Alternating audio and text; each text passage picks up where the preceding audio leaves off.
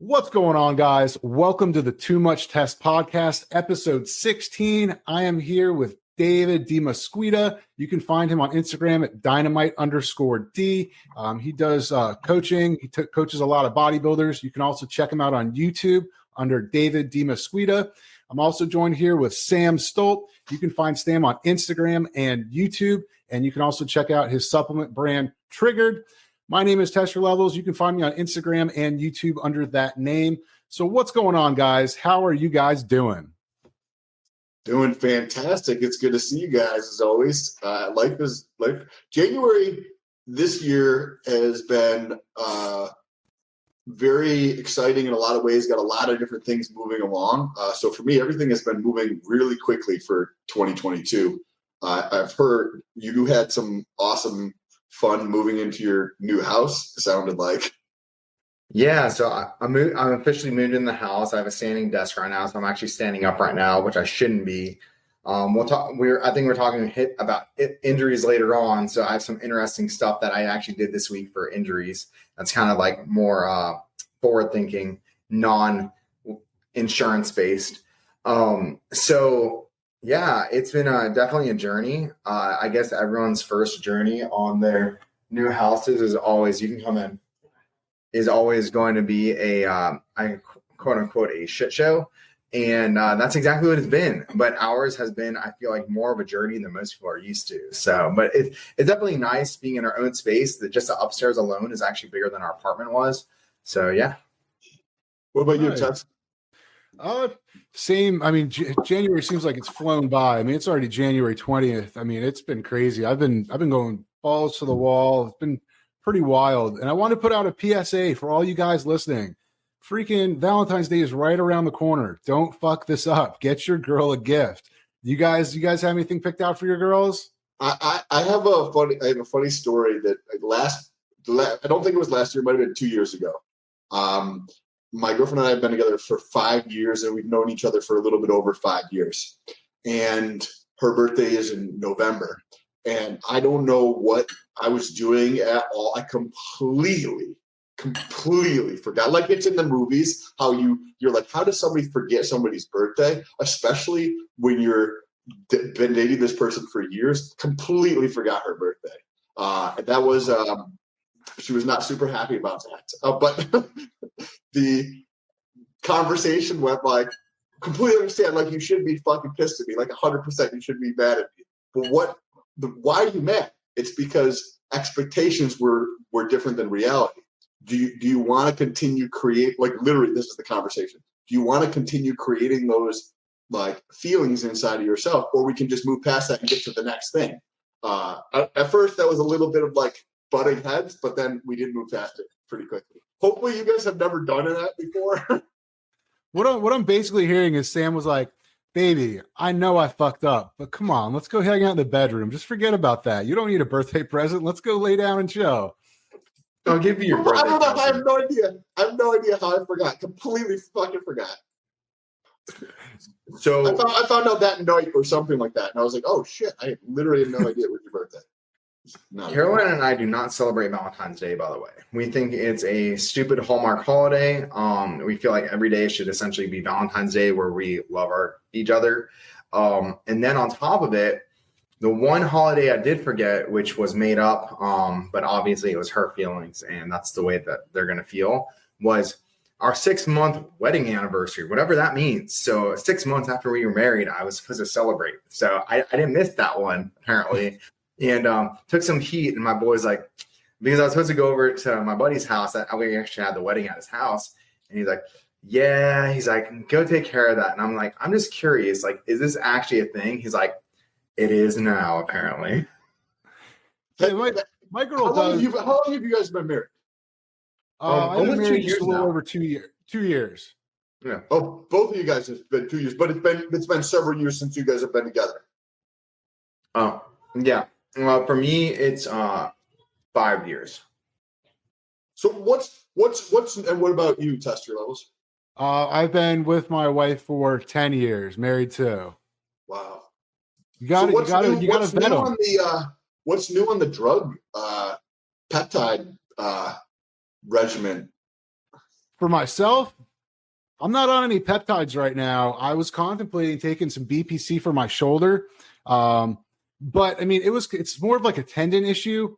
And I just kind of, so what happened is I was taking turkesterone and I was just my strength was just through the roof. I was just, my bench went up like 150 pounds and no, I'm joking, but I was benching and I got a little ballsy, went a little heavier than I normally do. And then I did shoulders, later on in the week, went pretty heavy. And man, I woke up and my shoulder, it didn't hurt, but since I dislocated it multiple different ways, have you ever felt like your shoulder's about to pop out of place? Kind of, it was basically like I was like holding up my arm, like it was in kind of a sling or leaning against a chair, just trying to like hold it in place. And it doesn't hurt, but you can feel it. And it's obviously not a good feeling. And at the same time, because your bicep is connected into your shoulder. And so my bicep, that's why I've been telling you guys, my bicep hurts and feels like it's going to tear. And I was talking to someone else who's real big into bodybuilding. He's like, dude, it's probably your shoulder. If your shoulder's fucked up and your biceps hurting, it's probably more in your shoulder, which makes me feel good that my bicep's not going to rip out of my arm or my tendon. And then I have to have emergency surgery, which one of my buddies just did. But I was like, you know what? I hate missing the gym, but I got to take 2 weeks off. And so my shoulder does feel better. I benched yesterday and it feels pretty good, but it sucks. Is it consistent? Did you take anything for it, like peptide compound wise, or just give it time off and not do anything? Or did you do like mobility stuff?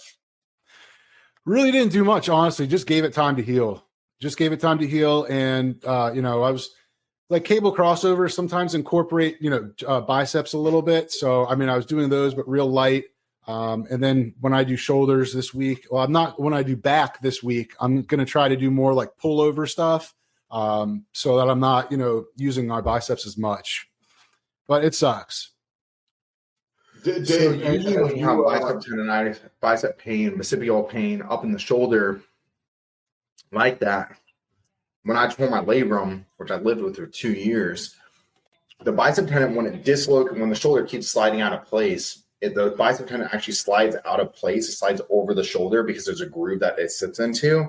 And that's what kind of Pete's referring to. Well, I kept having my chiropractor. He's brilliant. He kept flipping the bicep tendon back into place, like putting it back into the groove. So whenever I'd go to lift, though, or it started to shift out of place again, it would just slide back over. And the pain was super severe, and it's straight through the long head of the bicep, down in the forearm, sometimes down in the fingers, but usually stemming down in the fingers. There's usually C5, C6 region in the neck. So I can kind of speak to that. Well, I had a shoulder labrum repair. Obviously, they had to clean that up. When I just did PRP recently, yesterday, the only reason I'm standing up is because I'm on painkillers right now. It was super painful. I tore my hip labrum. Remember I was telling you guys I felt a pop when I did a squat right before my surgery? Or did I not tell you guys that? I don't think you told us, but I definitely want to learn about the PRP and like how that. Okay, yeah. So just really quick background. I was doing squats with 405. It was too light, and I was like, I'm going to do pause squats. I had my diastasis recti surgery the next week, and I knew I wasn't going to be able to squat for a while. So I did squat, and coming out of the hole, I felt a snap like that, literally in the left side, and I thought I just pulled my hip flexor or something, or micro tear in the hip flexor. Finally could get adjusted by my chiropractor. He did some muscle testing, and the second time he did muscle testing, he's like, I'm like, it's torn. Okay, cool. You don't need to say anything. Got it. So went to this guy that actually works on a bunch of NFL players for plasma replacement.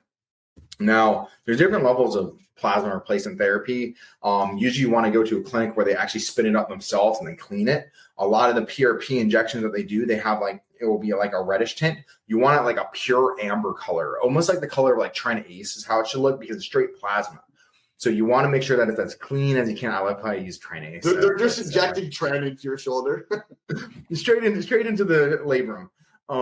So it's a hip labrum, not a shoulder labrum. And so essentially they like prepare the area, and what they do is they put the plasma around the area. So like, which didn't hurt that bad, right? And they put a little bit of lidocaine in there to numb the area and stuff like that. And you're awake, obviously. I mean, I'm sure you can pay a bunch of money and get anesthesia, but the first injection did not hurt. When When they did the labrum injection, however, meanwhile, I have the little finger thing in, making sure I'm not like dying. It's reading my pulse and stuff like that. I have it crossed over my body because I'm like too big for the bed, so I can't like lay down normally. So I'm like this.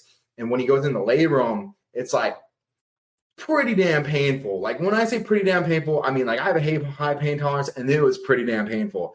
And as he's going more and more, and he's putting more and more, the needle is about this long, that he's going into the labrum, because he goes into the labrum and then he starts putting the plasma into it.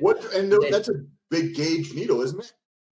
It was, I believe it was actually thinner. Now the gauge needle that he pulled with, I was making a joke with him. I go, I hope you're not pinning me with that. It was like a 16 gauge, like 2-inch needle. And he was just drawing, like, I think it was like BA water or something into it. I forgot it was. But he's like, nah, dude, I'm not pinning you with this. But it was like really, really long, skinny to just get into the labrum. And as he's putting more and more, the pressure gets more and more. Couldn't feel pressure. It was just straight pain. Like I thought it was going to be pressure into the area because it's such a tight groove, that labrum. No, like it was bad. And like I'm sitting there, and like after 5 seconds, I realized my hand is shaking like this, like spasming, like I'm in shock. Actually, it's so painful. And he's going for like 30 seconds to a minute, putting this plasma in the area, right? And I'm just like, I can't feel my leg. Like the pressure was getting it to the point where I like couldn't feel my toes or anything like that. And he was like, okay, the needle's out. Like you probably feel like the needle's in you. That will subside in a few minutes and stuff like that. And I was like, I'm in so much pain right now. I was like, I couldn't move my body. I was so in shock. Like I was just like spazzing almost, and like just like deep breath. And it was so funny because like I was like taking deep breaths while he was doing, and he's like, deep breaths, Daniel son. So I like breathing habits definitely help. But when it was all said and done, I had to lay there for probably 5 minutes, the amount of pain. I had to have Caroline like basically pull me up because I couldn't function. I couldn't move. And then I literally like took my legs, both legs, and I took it and I threw it off the side. And I was like sitting there talking for a bit. And then actually Percocet and Valium. And I was like, there's no way I'm going to need Percocet and Valium. Dude, I need a Percocet big time. Where did they do the injection for that? So I'm going to draw this down so you can see. My standing I'll describe where it is, what he's. So essentially, I think I can show you now. Okay, so essentially, like you have like your labrum, your labrum's like right in here, right? So he actually like inside front of your head. Huh? For people who are listening, he's pointing at the inside front of his hip. Yeah, it's like the groin, like right outside of the groin, essentially, where everything kind of ties in together. And it was hard for me to tell. It seemed like when he went into the labrum, he went into a little bit outside into the labrum, like here, to get in. And what he used to actually navigate was he had an X-ray for the needle, and then he had a what is it when they're doing the pregnant women? Ultrasound. He was doing ultrasounds to see the labrum, to guide it in. And then he was using the X-ray to confirm that the needle is actually into the labrum, into the bones. So yeah, it was super cool. We got all the footage on like the X-ray and stuff like that. I'll post a video for it, but super cool. I'll see the issue with hip labrums. And this is one thing that I want people to know. Hip labrums are super hard to diagnose. You can get an arthrogram, which is the best thing, where they basically inject dye into the area, which is what they do for the shoulder. And then they do an MRI scan, and that's the most accurate way to diagnose. There is a 50 to 60% chance it is incorrect. And this is based off of like 4 or 5 different studies that I looked into, that it is inaccurate. And the more muscular you are, the less accurate it is. So he was telling me all these NFL players, they play on torn hip labrums for years and years. They're like, yeah, my hips feel kind of weird. And then they inject them with PRP and it heals up their hip because they have a torn hip labrum. And for people that don't know what PRP is, so PRP is a process, plasma-rich platelets, I believe is what it's. Yes. So basically, so they're the theory behind it, and it's getting really popular, is that you're using your body's own stuff to heal itself. So basically, they draw a certain amount of your blood and they run it through a centrifuge, and they basically separate it out to the different parts. And they're taking the platelets, and they're those are concentrated down, and they inject them into the body, which promotes healing. I mean, I'm sure it probably does some of that angiogenesis where it pulls blood to that area as well, kind of similar to BPC. Not 100%, but I feel like that is. And they're doing it for hair, for like shoulders, joints. I think they're even doing it for like ED as well as like shockwave therapy, but that's something else we could get into.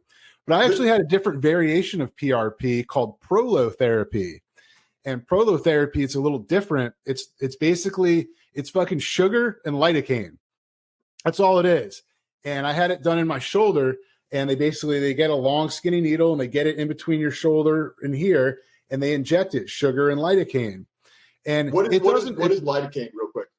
Lidocaine's a numbing agent so that it doesn't hurt. So while they're doing the doctor told me, he's like, if I did this with just raw sugar, he's like, this shit would hurt. But the lidocaine numbs it right at the spot. And the idea behind it is that the sugar irritates the areas. So it pisses it off. It makes it think it's injured, and then it triggers the body's natural response to heal it. The same idea as PRP, but PRP is, I think, proven to be a lot more effective. It's just expensive, whereas sugar and lidocaine is pretty cheap.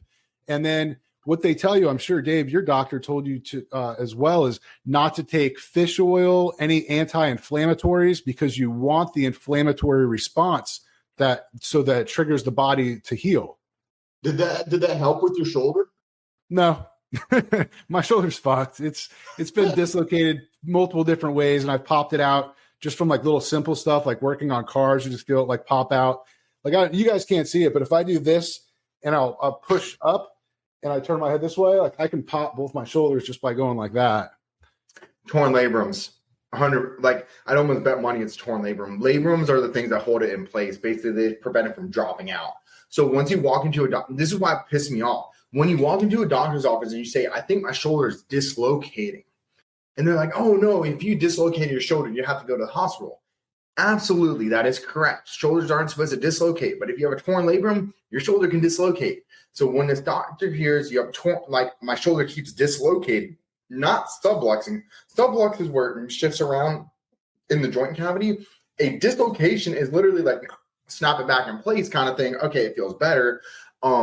Because usually if you have a torn labrum, it probably goes in place easier. But usually, like if you've ever seen someone actually dislocate a shoulder, one, their shoulder just hangs. They can't do anything with it. And they usually like have to take it against like a wall, or they take it and they basically drop down while they pull up, and it snaps it back in place. That's how you get a shoulder. And it's so painful that you usually have to go to the hospital to do it. But there are some people out there that I've seen someone like dislocated before, and they're literally like, okay, stand still. And they basically, someone puts their body under you like this.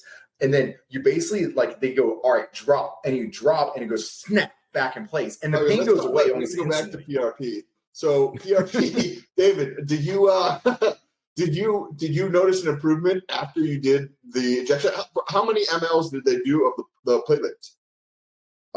So the improvements that I've seen so far are these per sets. Oh, so you just did this treatment yesterday. Yesterday. Oh. So I'm in pain, man. I'm walking around like an 80-year-old man. They said it usually takes 7 days for you to start to feel a little bit normal because it agitates the area, because it's such a small space. He didn't say no omega-3, by the way, or anything like that. I feel like he would have told me that, which makes sense because you don't want to do anti-inflammatories. Inflammatories are an amazing response for healing. So hopefully I see like some improvement within like 14 days. But usually with PRP, it's almost like taking growth hormone, where those cells are relatively small and they try to heal the area. Usually it's within 2 to 3 months from what I've heard. And then if you need to go back, you go back. Some PRP methods, and these are usually the people that aren't doing really high quality PRP, is you have to do minimum 3 treatments. And that's what it gets you over. They're like, oh yeah, it's like $500 or $1,000. Good PRP is usually like $2,500 to $4,500. I just happen to be lucky where my doctor was friends with the guy, and I do the nutrition for the doctor. So he's like, yeah, just drop my name, he'll help you out. So mine was pretty cheap, but it is super expensive for really high quality PRP. But talking about price, because I was looking into PRP several months ago, and for my knee, which is feeling fucking awesome now, but at the time to look into PRP, and you can buy a centrifuge online for $500, $300, $600, and you can do it yourself. there is a video I watched of this girl showing how to do PRP. So she has her blood, she does a centrifuge on it, she draws it, and what she's doing, which I like, you saw my face, you just talking about shit. I can do it for myself. Like if I'm doing injections for myself, perfectly fine. If I'm doing other shit for myself, perfectly fine. If you're talking about or showing that, like I'll just do something else. And she's doing injections. For everybody listening, is right below her eyes in the black or like the dark areas below her eyes. She's on camera with the needle fucking doing the PRP below her eyes. The video is about 30 minutes long. By the end of the video, I was like, I need to do this. The black circles under her eyes were gone. And I was like, this is astonishing. This is absolutely crazy. Well, for face, you can do microneedling. Microneedling is amazing because essentially it's not stem cells. It's basically injecting basically like collagen into the area and recruitment of nutrients. You can do it for your neck too. It's like one of the only ways where you can prevent your neck from aging is actually microneedling. I think it's called like vampire treatment or something like that. But it's different though, because that's right. That's one thing at the surface level, but then you can actually, because what are the platelets, right? You've got in your blood, you've got plasma, red blood cells, and like the platelets, right? There's like 3 pieces or 4 pieces, but 1 piece is really small or something like that. So you're taking just that good shit and you're infusing it up here from other areas, and then think about stacking that with like microneedling on top of that. That could be some, right? Because you had mentioned people are doing it for hair. I haven't really tremendously looked into it, but I know that microneedling is great for hair, but also imagine doing PRP in conjunction with that for hair. So PRP, and we can switch topics after this, but PRP on the hair, actually, one of the clients that I'm mentoring, he got PRP on his hair. His hair looks amazing, by the way. So apparently his entire like crown balded all the way back, like almost completely gone. He's had 4 and he gets cheap PRP too. That's why he does it. But he's gotten 4 PRP treatments. Dude, I didn't know he did anything to his hair. I thought his hair was just perfect. And he says, I swear by this stuff. So it's something I may do. And the doctor that just did my PRP, he showed me he did a graft, right? He got a good deal because he's a doctor, right? But he did hair grafts. He showed me the process of what they do. And he showed me the aftermath. And I almost wanted to throw up from what I saw. And then 2, he had like a bandage around his head before where they did the grafting, right? And it was swollen, like almost like a big pimple that you want to pop kind of thing. And it was almost like an allergic reaction, like someone needing an EpiPen to hit him with, right? And then apparently it swelled his eyes completely shut and his face, all of it, just completely swelled. And apparently it's a normal thing. And he goes, if I knew what I was getting into, I probably wouldn't have gotten it done. He probably would have been doing PRP to his head instead. Damn. Well, how long did it last? He had to actually shut down his practice for a week, almost 2 weeks.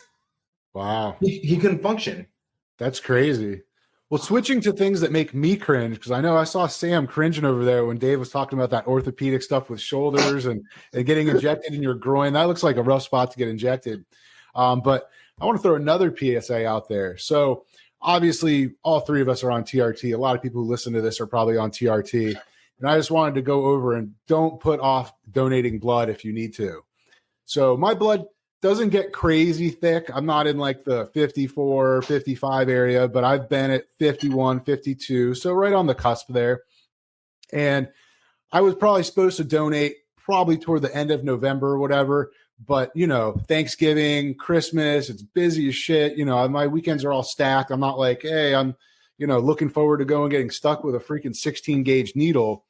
So I put it off for a little, I did it earlier this month. And it was interesting. It's the first time that I actually felt it from donating blood. I've talked to some guys that are like, bro, after I donated blood, it felt like there was a weight lifted off my chest. I felt like I could just breathe easier. I wasn't as red. And I've never experienced that when donating before. But when this time, I was getting up and someone online told me I was a fucking pussy because I felt a little woozy after donating blood and sitting up. And I was like, bro, they just took like 12 or 15% of my blood. I'm laying down and then I get up, I get up slow, I sit down. But I put that on my Instagram and I was like, I took a deep breath and I was like, wow, I do feel like lighter, and I talked to someone else who has a bunch of buddies that are like hardcore bodybuilders juicing, and he goes up to him and he's like, bro, look at you in the fucking mirror. He's like, look how red you are. He's like, go get yourself drained. He's like, what are you thinking? You're a fucking idiot. So I thought I would bring that up. It's important to get it done. I mean, I've seen a lot of studies showing that, thicker blood or, higher hematocrit just from TRT alone, not from lifestyle, not from smoking, is not as dangerous as they once thought, but still, it's still good to go donate blood. It's good for people. And what's actually pretty cool is the blood bank that I go to, it's called One Blood. They're not like, they make money. They're a nonprofit, but they make money. They sell the blood to the hospital or they have contracts.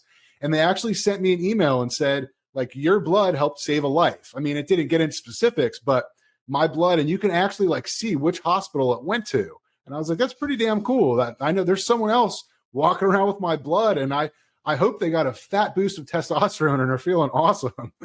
That's so there's a One Blood office right by me. Did you just go in and get it done? Yeah.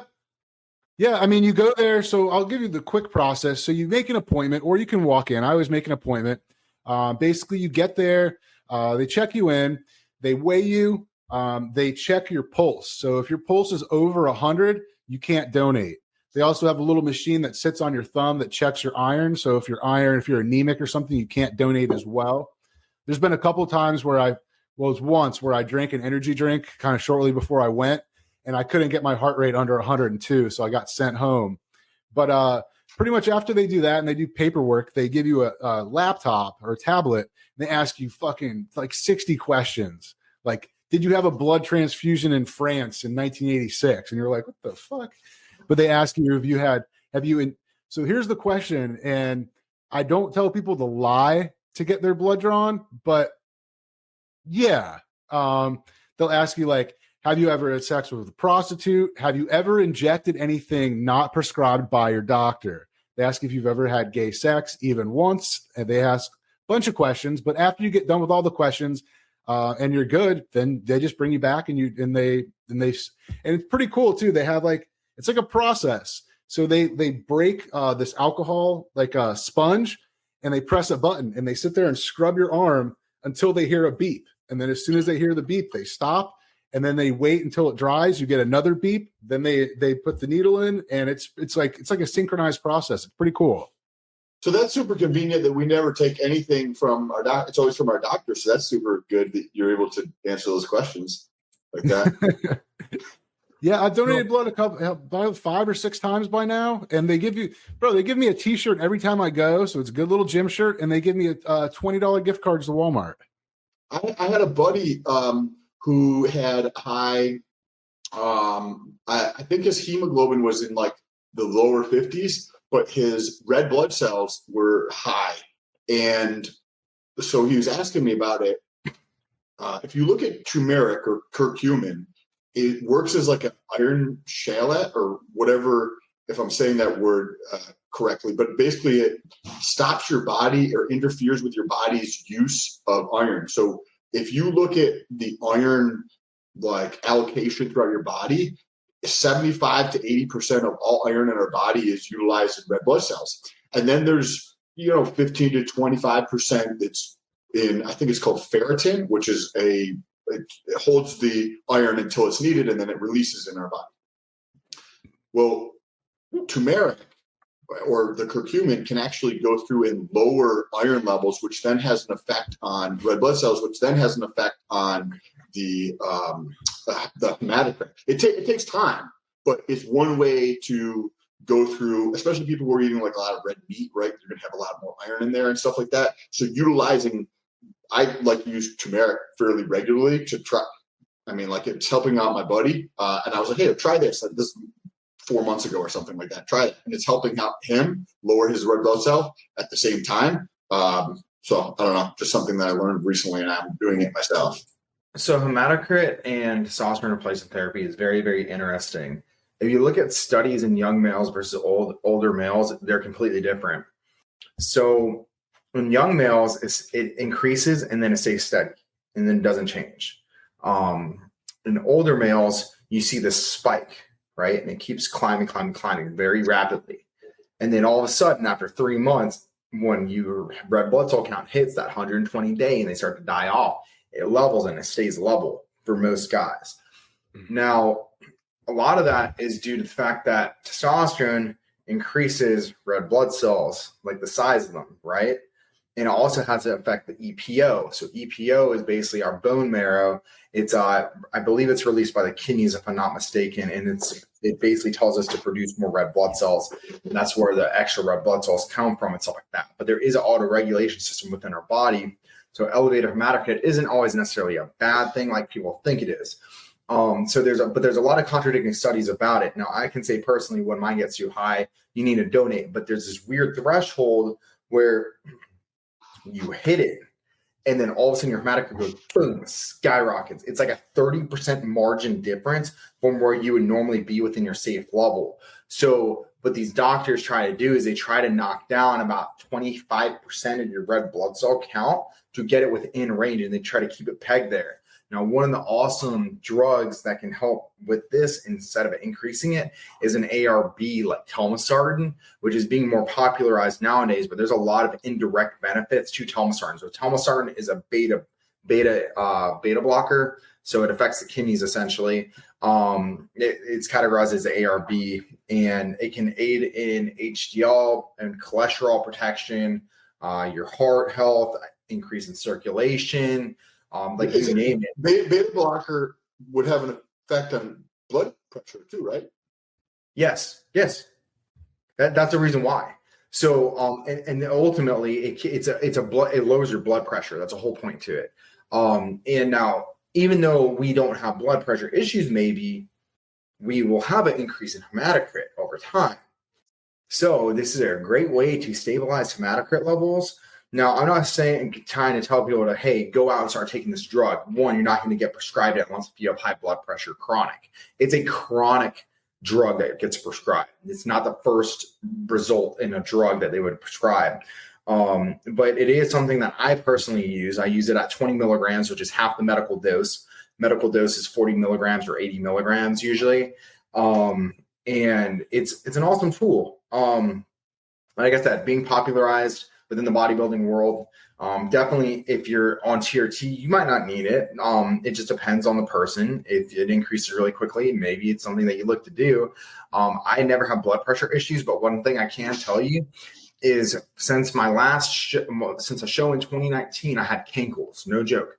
Couldn't get rid of them, edema in my ankles, and could not get rid of them. And then I found out I had an allergic reaction to histamines, and it had to do with my gut issues I cleared up. Well, I implemented this drug, and guess what? Haven't had cankle since. You know, it brings up, and one of the things I wanted to kind of bring up on this podcast today is, you know, how important, how great supplements can be. Because Sam, you lowered your blood pressure a shit ton, taking what was it, a gram of B3 a day or something like that? It was I actually have it over. I cleaned my desk and I found the list. What I exactly did, I was taking 1 gram to 3 grams of ginger, because ginger has been proven in multiple studies to be beneficial at lowering blood pressure. Potassium regulates salt, and salt has a marginal effect on blood pressure. So 100 to 400 milligrams of potassium. At one point, I lowered it too much. I got down to 106 over 56 or 59 or something. And it was well, you're in the low blood pressure territory. So I've actually backed down on these. That's why there's a range.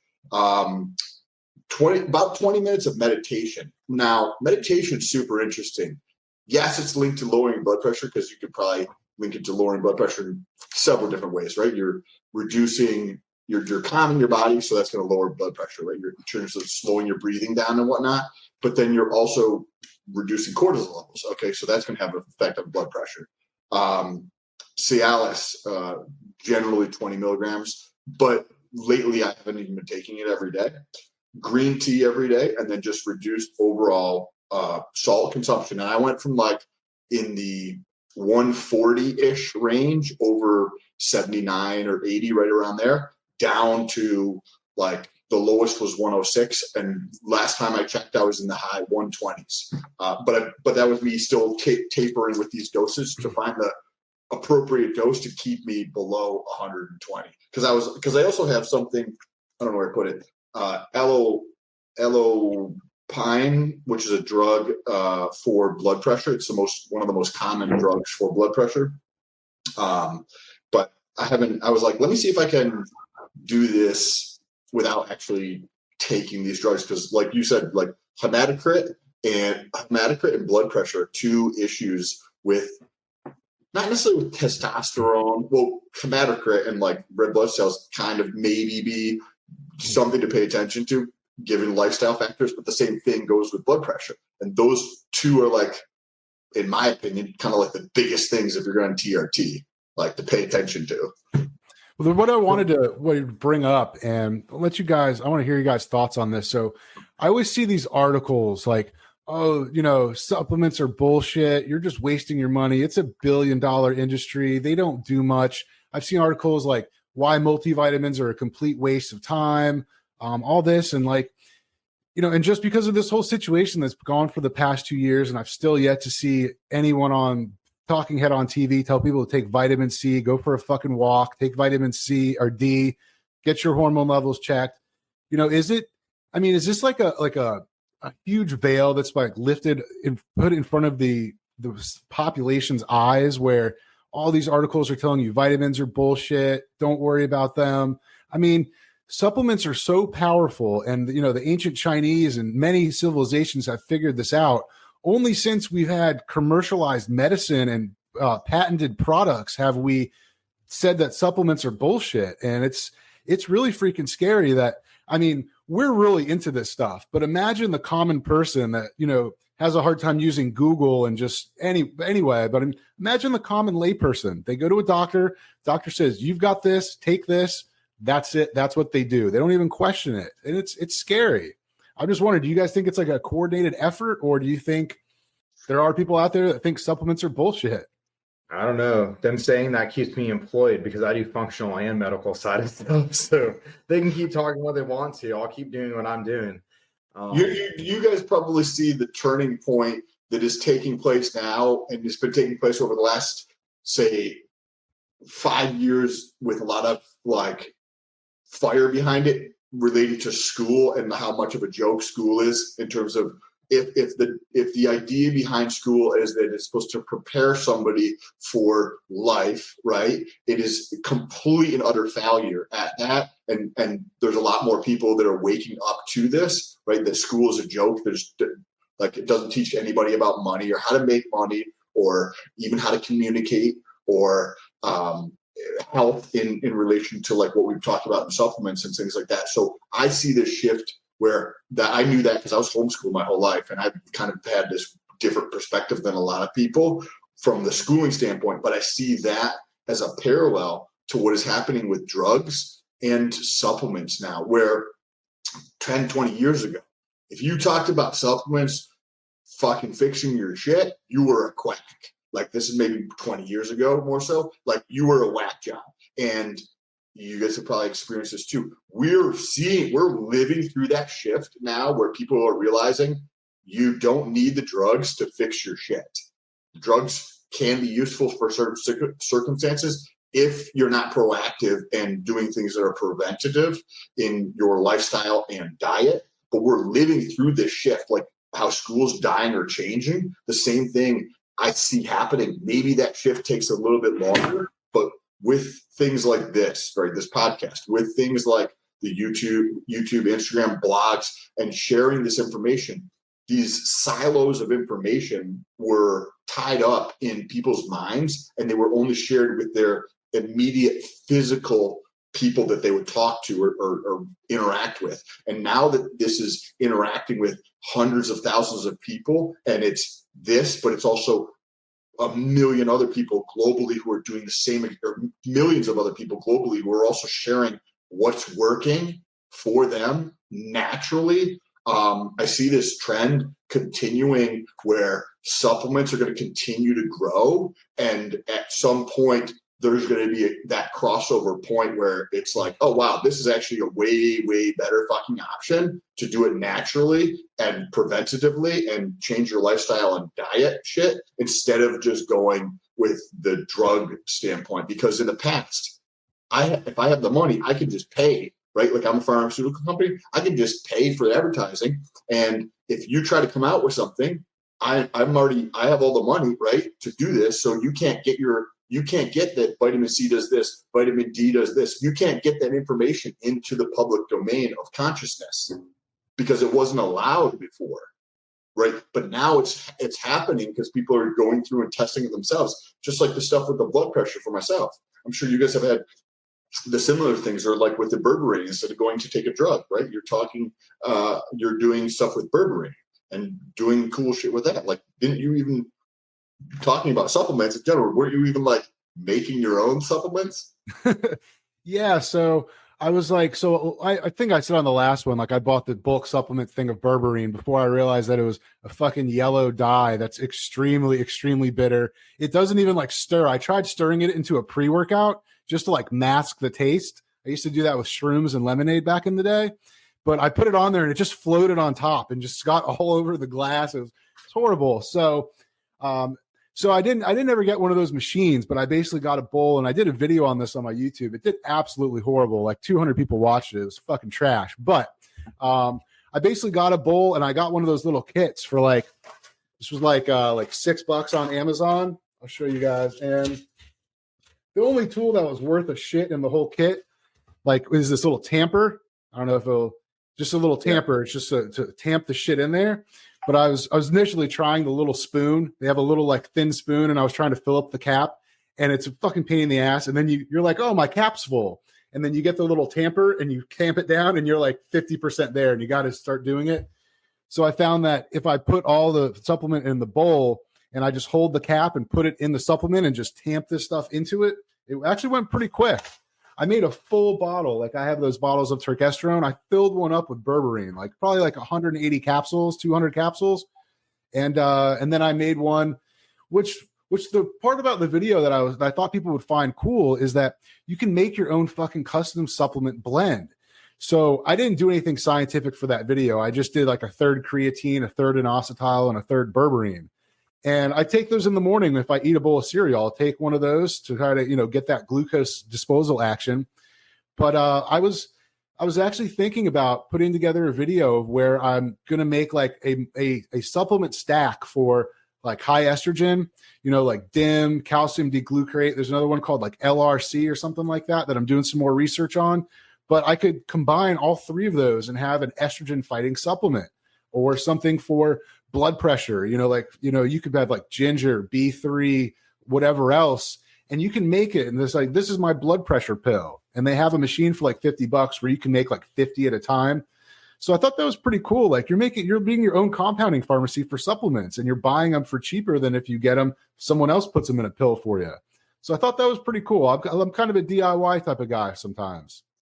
You have a lot. I feel like that would be very tedious. But I love that idea of putting those things together, because if I could do something and put half of this shit into one instead of having 7 bottles of shit that I take, just have it be okay, you take 3 of this supplement that I have on my own. That would be way easier than the laundry list of shit that I have here.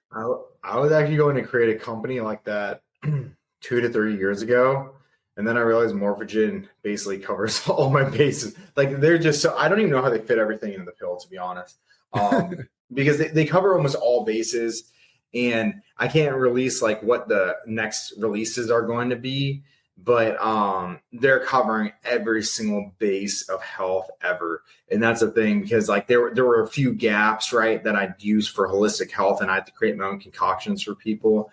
And they're kind of closing that gap. But yeah, I think that last supplement that you named, Pete, is for estrogen, actually helps with 16-OH excretion of the pathway. So You have 2-OH, which is good, which is DIM, and then you have 14-OH with calcium D-glucarate, helps with the excretion and the breakdown of that. Then you have 16-OH pathway, and I believe that last one that you listed off helps with the 16-OH, basically breakdown of that estrogen to get it out of the body. So you ultimately don't want to use aromatizer inhibitors if you don't need it.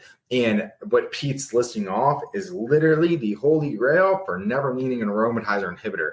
Unless if you have gut issues and leaky gut and stuff like that, and you keep recirculating the estrogen, and I'm seeing it time and time again in men.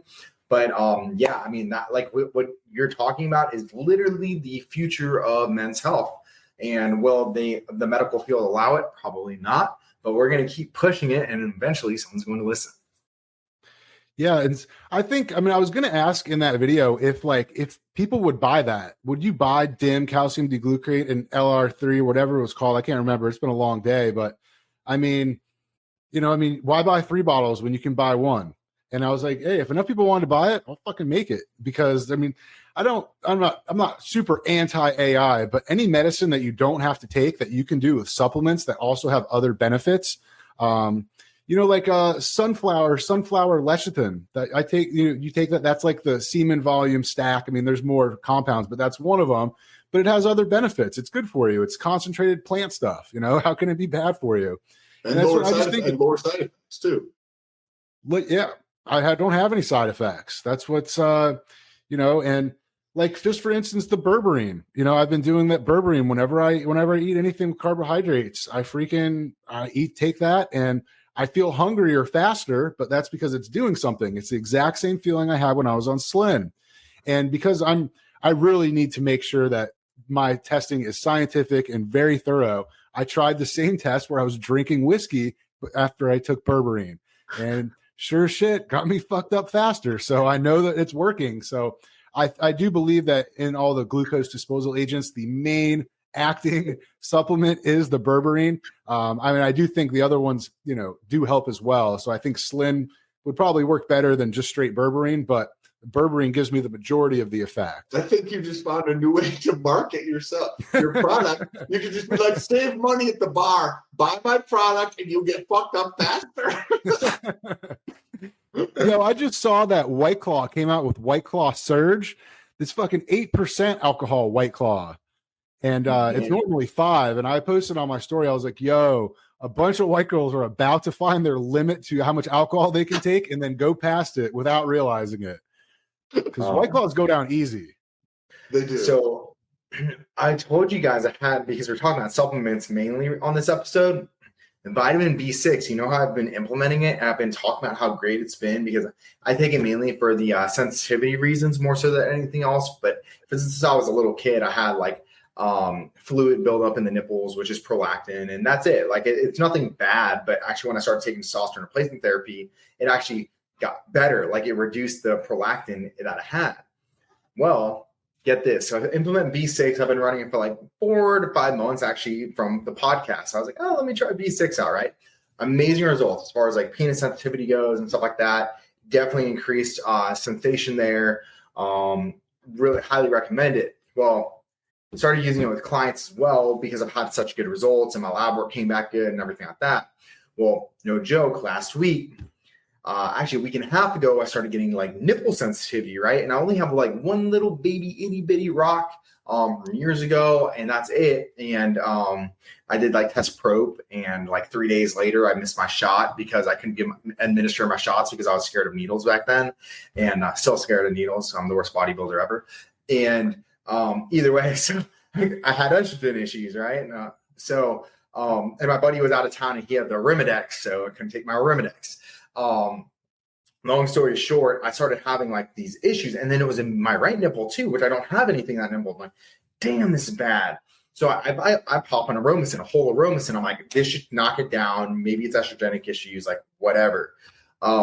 It starts getting worse. And then I'm like, all right, I'll wait a day and I'll take another half Aromacin, right? Take another half Aromacin. It starts getting worse within hours. And I'm like, is this prolactin? And we were talking about gynecomastia and prolactin, right? So what do? Instead of taking B6 that day, I'm like, boom, pop cable going. Within an hour, nipple sensitivity goes away. It resided it. Another client, B6, 400 milligrams a day, perfectly fine for months. All of a sudden, and he was hardly on any type of AI. He didn't have estrogenic issues. We had lab work on him. And I do everything very science-based. I'm like, bet you he's having prolactin issues too. He's having nipple sensitivity and stuff like that. B6 didn't cut it for him. Prolactin levels came back high. He's on cabergoline now. Interesting. What did you add to your compounds over the last 5 months? So I was just on TRT, right? I keep my TRT at sports replacement dosages, 300 milligrams. I don't have any cholesterol issues or anything like that. I always run my labs. So you guys out there, don't run 300 milligrams year round unless if you're literally running your labs and testing yourself. Just let you know. But yeah, 300 milligrams and nothing has changed, right? The only thing that changed is I started to diet down and now I'm in prep for my show. And I am about to add in a little bit of EQ into the mix. Now, by the way, I'm also not a huge fan of EQ, but in my sense, it does make sense. There's very, very limited ways that I would ever say EQ actually kind of makes sense. And in my case, it does. And that's it. I'm like running like 600 milligrams across the board of everything for this prep on the high end. But I'll be doing a breakdown on my Patreon page of like the stack and how I'm running it and stuff like that. So that's one avenue of business that I'm opening up now. So, yeah, I thought it was super interesting. I thought we'd talk about it on the podcast because we were talking about B6 and how it's so great for prolactin. And I've been promoting it this whole time. And don't get me wrong, it worked phenomenally well. And I don't know if it was like stress markers increased and my prolactin production increased because I don't really have aromatization issues, but cabergoline fixed it and B6 was not cutting it. Interesting. Because, yeah, if you look at the data, very supportive of it, but everybody responds a little bit differently to it. Like, and maybe there was something that happened, whether it was stress related or something else that kind of negates or inhibits the effectiveness of something over time. That's interesting. Thanks for sharing. Did you check your blood work and was it still? So my lab work, I actually just ran today. I've already taken Caber, so I'm not going to get a positive read on it. However, my clients came back at a 17.2, which is, I think, like 2 points above the high end of the scale. And his estrogen was perfect. So it wasn't estrogen. For dosing of the B6, would you take 400 at once or did you split it up or how did you do it? I manipulated it. I was doing 400 at a time if I knew I was going to be lazy and not be able to do the 200-200 split. 200-200 split did seem to be better, but the issue is it would increase my penis sensitivity before bedtime and stuff like that. And I sometimes like wake up with an erection and I'm a stomach sleeper and I'm like this is just annoying to me. So I tried not to do that. It's interesting. We brought up B vitamins in so many different ways, and I think B vitamins are super important. I mean, they're pretty much the only vitamin that our body doesn't make. So you have to get it through diet. I actually in my TRT routine, I'll do 0.35 ml of HCG. So I'm doing 700 IUs per week. Nothing crazy. I've run it 1,000. I've run it 500. I kind of figure out 7 works. It's the least amount I really can take that still gives me the benefit that I'm looking for. But so I still have 0.15 space in my syringe because I'm using a 0.5 ml syringes. I bought them by accident and I actually kind of like them for HCG. So I have to fill it with something. I mean, there's no reason to waste a good syringe. You know what I'm saying? I mean, you're doing an injection, right? Why not? So I have B12. So I have B12. So I add in the B12. That's what gives me my little Save the Tatas pink injection because the B12 is red. And I have a full like 10 ml bottle of B12 and I'm kicking myself because where I buy it through it's Defy and they get it from Empower. Empower has a B complex bottle where it's like all the B vitamins all in one. And I'm kicking myself that I didn't buy that one, but I want to buy that one. What is B vitamins in general? Because there's like 8 or I don't know how many there's several different B vitamins, and I don't pretend to know about all of them. B12. What are some of the bigger benefits of B12? I honestly don't know. I know it's beneficial. I just don't know what they are. Energy is the big one. and like B12 energy. I mean, like you feel better. Like actually what I used to do, and this is like when I was still like more bro science based, I still had a lot of scientific research under my belt, but it was a little bit of bro science involved. Whenever I detox someone off of caffeine, I'd force them to implement B12, vitamin B12, and it would help them a ton with energy wise. Now there's a lot. I would definitely like go back in time, like change up all that programming and stuff like that. But B12 does work extremely well. A cool B vitamin that we never talk about, by the way, is riboflavin, which is B2. B2 helps with migraines. Huh. Interesting. So talking about migraines, normally I take a decent amount of caffeine every day. I think we've you take like a gram. You take like a gram a day. You're a madman. There's some days where I take a gram. So today, but like anything in life, I'm not recommending anybody else fucking do any of the shit I do. But I like to go back and forth. Like I don't like to do that all the time. So today, I took 100 milligrams and a green tea. So it was half of a caffeine pill. So it's 100 milligrams plus a green tea, which is, I don't know, 30 to 60 milligrams of caffeine. And that was at 5:45-ish, 5:30 in the morning. And I didn't take anything else. Normally I take, I might take pre-workout. I might do another green tea when I get home. And then I might take more caffeine pill later on. And I might take a full caffeine pill instead of just half of one.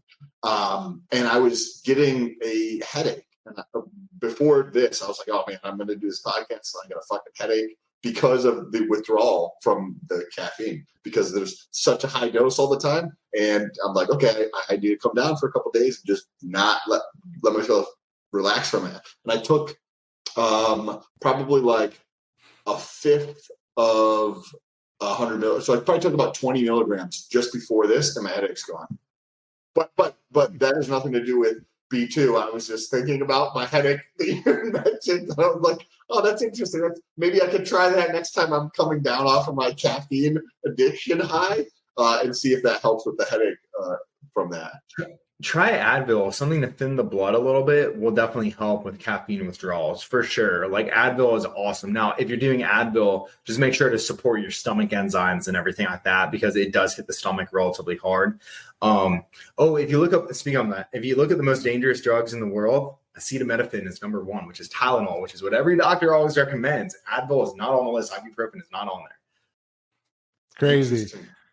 Well, I think we're going to wrap up this episode. I think this was a really good episode. But if you are watching this on YouTube, check us out. We're on every major podcast platform. If you're listening to this on our podcast, we do have a YouTube channel. Look up Too Much Test Podcast. Check out Sam on Instagram and YouTube. Look up Sam Stolts. Follow David Demesquita on YouTube. It goes by his name. And on Instagram at dynamite_D. You can find me, Test Your Levels, on Instagram and YouTube under my name.